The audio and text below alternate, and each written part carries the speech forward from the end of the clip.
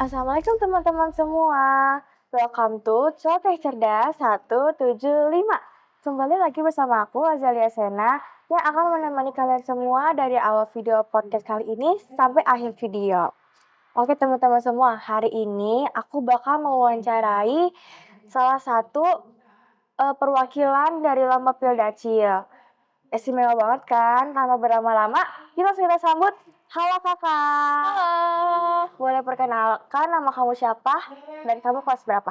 Oke, perkenalkan nama aku Nur Aini Dwi Putri, bisa dipanggil Aini. Aku dari kelas 9C. Oke Kak Aini. Gimana karakter seorang Pildacil yang ideal menurut kamu? Apakah yang harus lucu, serius, atau ada yang lain? Menurut aku, di sini kan pidato itu harus tampil ya, ditonton banyak orang. Jadi menurutku, gimana caranya supaya pidato kita itu tersampaikan, jadi kita tuh harus yang serius. Yang serius itu yang pertama. Terus, tapi kita juga harus mikir gimana caranya biar penonton tuh nggak bosen. Ya, nah jadi tuh di tengah serius itu kita selipkanlah hal-hal yang lucu. Jadi sebenarnya kombinasi antara serius dan lucu itu harus ada di Pildacil gitu. Oke gitu. Kalau kepo nih, boleh gak ceritain gimana proses belajar persiapan kamu nih sebelum tampil menjadi seorang Pildacil? Oke, jadi tuh ada tahapannya dulu. Jadi yang pertama aku harus tahu tema apa yang mau aku bawain. Nanti dari situ aku bakal cari informasi, bakal gali-gali informasi tentang tema yang mau aku sampaikan ini. Misal aku ambil tema menuntut ilmu ya. Nanti dari situ aku akan searching menuntut ilmu itu kayak gimana, dan kalau masih ada kaitannya dengan agama Islam, aku bakal nyari tahu pandangan Islam tentang menuntut ilmu tuh gimana-gimana gitu. Terus nanti aku punya satu buku itu isinya kumpulan-kumpulan ceramah. Nah, nanti dari situ aku juga bakal ambil template yang ada dalam buku, terus aku gabungin dengan informasi yang udah aku dapat. Nah, terus kemudian ada lagi, aku bakal nonton beberapa video pidato untuk latihan gestur sama intonasi. Ya, itu aja. Gitu, baik. Apa sih motivasi kakak untuk ikut serta dalam Pildacil? Oke, jadi ini tuh sedikit cerita ya. Sebenarnya dulu tuh waktu SD, aku tuh pernah lihat kakakku tuh ikut pidato. Nah, terus ditunjukin tuh videonya. Aku nonton bertiga sama ibu sama ayah. Nonton bertiga lewat video itu kan. Nah, terus aku tuh denger ayahku tuh ngomong gini, "Wah, nih anak keren nih anak mental baja nih," ngomongin ke kakakku ini. Terus aku yang pada saat itu masih kecil tuh, gimana ya, mulai ngerasa kayak, aku juga mau dong dibilang kayak gitu, dibilang punya mental yang kuat gitu loh. Nah, akhirnya dari situ aku, mungkin kalau bahasa kita caper gitu ya, caper ke keluarga. Nah, jadi akhirnya pada saat itu aku mulai bertekad untuk, wah mau ikut pidato juga gitu. Nah, pas banget waktu itu kelas 6 langsung ada acara 1 Muharram. Nah, di situ mereka ngadain lomba pidato dan alhamdulillahnya aku dapet juara. Dapat juara. Jadi dari situ aku mulai minat dan tertarik sama pidato. Akhirnya begitu lulus SMP kelas 7, kelas 8 sampai sekarang nih kelas 9 masih lanjut gitu. Keren. Juara berapa kalau boleh tahu? Juara 1. Keren banget. Oh ya, selain pidato, kemampuan apa yang harus dimiliki oleh seorang Pildacil kayak dari segi materi atau mental gitu? Oh, kalau menurut aku ya ini ya, kita harus mampu melawan rasa takut kita. Terus juga ada yang namanya tuh improvisasi. Sebenarnya improvisasi ini tuh termasuk yang paling penting tapi paling susah juga. Aku pribadi untuk berimprovisasi tuh masih kurang, masih butuh belajar. Ya, makanya aku menganggap orang yang bisa improvisasi itu keren banget. Kalau emang orangnya udah suka spontan, bisa, itu masih nggak apa-apa, masih bisa. Cuman kalau yang pidatonya masih ngapal kan harus butuh latihan lagi gitu. Jadi improvisasi itu butuh banget. Gitu. Oh, baik.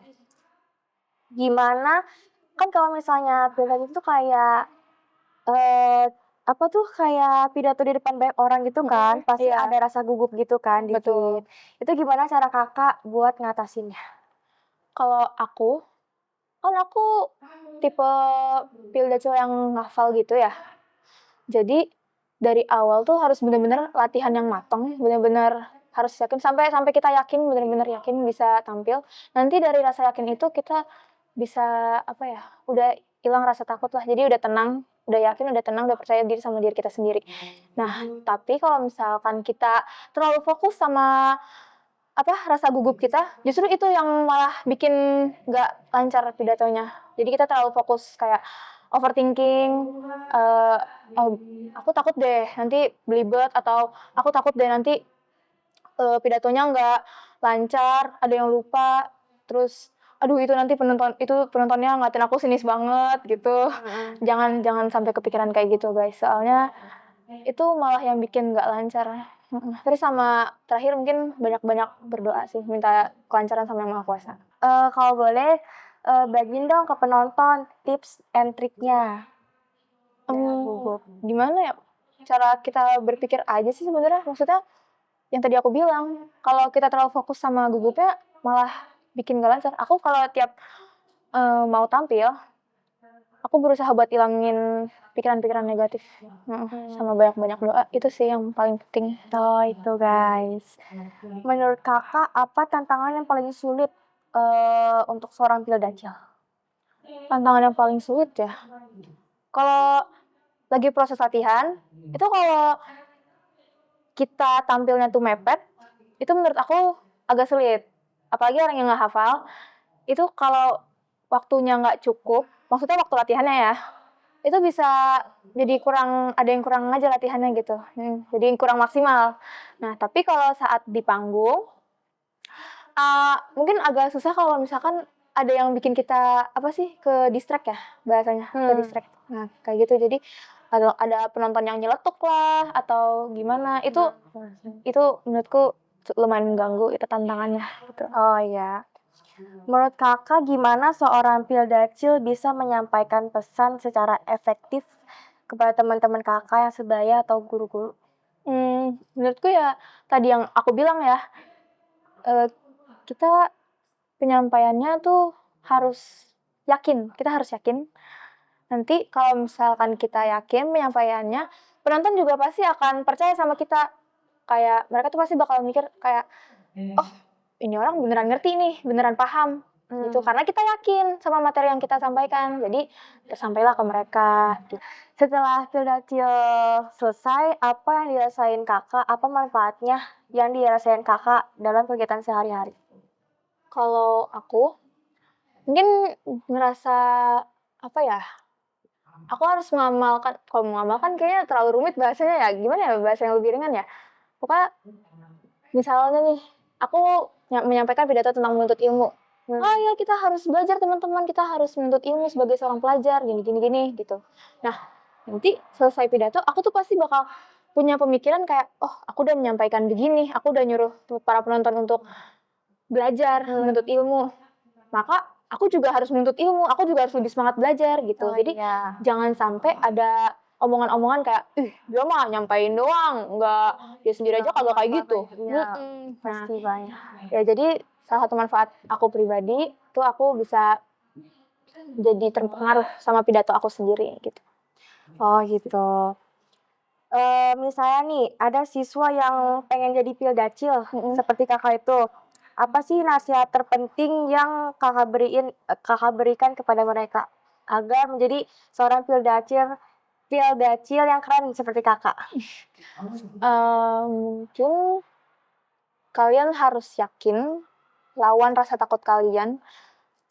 Ya, dan tadi yang aku bilang tuh, kalau yakin maka penonton akan percaya sama kita. Maka penonton akan mulai mengcap kita sebagai kayak, oh dia pidatonya bagus, baik gitu. Jadi pertama lawan rasa takut, yakin, banyak-banyak doa.